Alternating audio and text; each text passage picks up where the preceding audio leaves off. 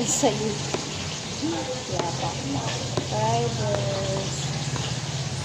Sabi nga sa daw, sana maka 1,000 subscribers. Ito lang para ma-monetize. Paano? Pero dito na tayo sa YouTube. Please. Walang sino man ang mangilis ko sa'yo.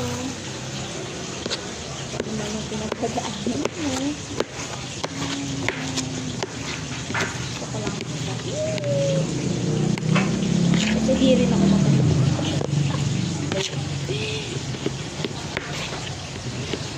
Ayun, tahimik na. Live. Tulong. Ngayon, may mga klase ko din. Dahil din sa nalugi namin business. But still, hindi naman kami tumatakbo or ano. Dito pa rin kami.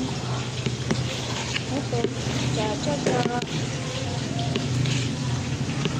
Kaysa dito kumilos, ano ka makakausap? Kung marunong ka naman sa mga ibang bagay, ba't hindi ka mag-focus doon? Tulad nito, pagluluto. Dati kasi, tindahan, beauty product, store item, luwas. Kaso ngayon, lahat nasa Shopee na.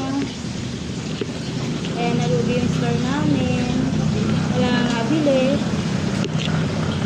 Bayad pa kami bayad ng renta. Magpapasahod, magpapakain.